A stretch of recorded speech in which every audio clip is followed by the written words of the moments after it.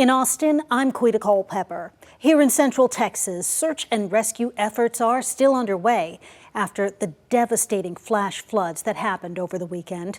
Williamson County officials confirmed the identity of another person found dead after the flooding, 64-year-old Sherry Merlene Richardson. On Monday, they named 22-year-old Caitlin Swallow as the first victim found. We're hearing stories from so many people whose lives have been touched by these floods, some describing the heartbreak over the loss of a loved one. Here's KVUE's Isabella Basco. When thinking about the past weekend, sisters Sherry McCutcheon and Terry Trogott reflect on their mom, Betty West, who lived with their two brothers, Doug West and Gary Trogott, at a home on Windy Valley Road.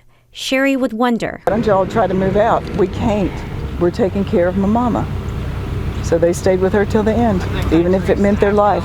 After midnight Saturday morning, Terry says their mom called just as flooding hit their home. They saved this voicemail. "Just please quit panicking. You're making me panic." And then Doug sent a text and said, "The house is cracking apart. And if we live through this, it's going to be a blessing. If we survive this, it's going to be a blessing because the house will be gone." Their mama's house now in this state. When they found a car standing up straight next to a tree, they hoped they'd find their family. Sherry screaming out for them, "Mama, Doug, Gary, where are y'all? Wake up!" But nobody answered. And then we found that we're not here. On Sunday night, Sherry says her mother's remains were identified through her fingerprints. And she didn't make it. And they have nothing on the boys. Yeah, they said, "We're still looking for your brothers, though. We're not giving up. I know they're in heaven, but they're not here." Sherry and Terry saying they have little hope left to hold on to. What we're doing is going to sleep crying, waking up in the middle of the night crying, no matter what. And the little that's left is the hope that their brothers will be found. They have to come home. Please bring my brothers home. And that was Isabella Basco reporting. As the search continues, residents near Hamilton Creek in Burnett County are trying to salvage what's left of their damaged homes.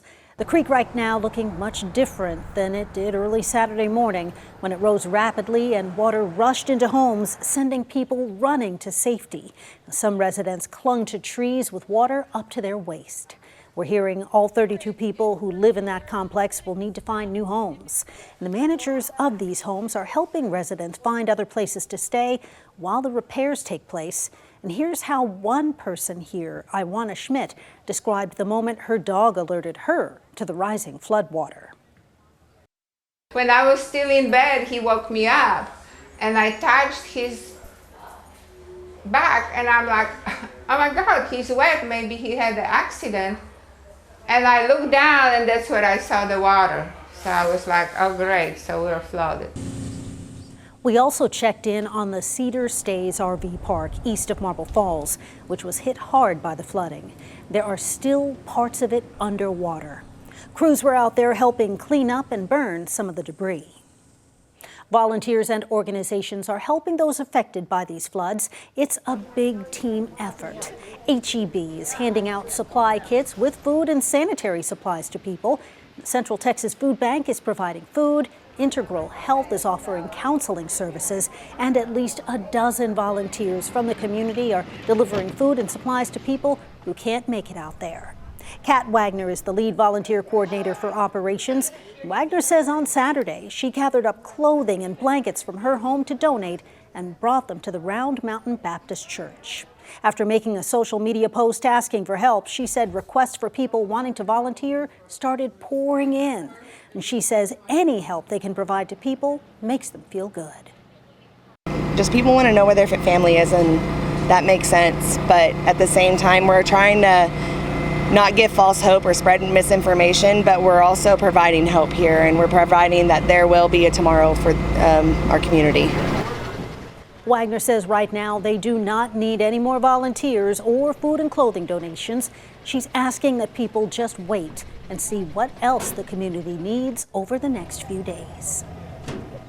TxDOT crews are staying busy making repairs to roads that were damaged by the recent storms. This is video of crews repairing Highway 377 out in Mason County. Now, if drivers come across a crew making repairs, please remember to slow down and move over if you can. And there is no question that many of the images of the Hill Country and Central Texas floods have been difficult to watch because of the suffering and the sheer enormity of this tragedy. Bob Buckaloo spoke with a psychologist who offered some advice about how to cope with the emotions so many of us are feeling. The images are disturbing, faces of those who died in the floods, many of them children. The scenes of destruction, the memories of happy times along the river, shattered by the reality that what once was may never be the same again. Psychologists tell us that to mourn the flood tragedy and to feel grief is a normal reaction, even if we have no direct connection to the families who have suffered so much. At Texas Children's Hospital in Austin, clinical child psychologist Dr. Lavina Bader has already counseled people who have had difficulty coping with what they're seeing on TV and through social media. She offers us this suggestion about how to handle the strong emotions we feel. I think monitoring yourself to see how you're reacting to some of these images, these stories that you're seeing, the headlines. I know there is this desire, especially when we are feeling anxious, to seek more information that sometimes can make our anxiety rise and make it more difficult to manage there. Sometimes we need a media break from things we're hearing and things that we're seeing. Dr. Bader says that if your child is affected by media images from the floods, to talk about it, and she has advice about how to channel some of the grief we feel into positive action. When we go through a devastating tragedy, our responses are all going to be different. And for some of us, there's an activating response that we have. These feelings inside of our body make us want to go take action. And I think that in some ways can be so wonderful for not only ourselves, but also for the community that's facing this tragedy and the world and the humanity perspective alone. It can help unite all of us in a time where everybody needs support. Sound advice from a professional as we try to comprehend so much loss. Bob Buckaloo, KVUE News. And those are the headlines happening in Austin. I'm Quita Culpepper.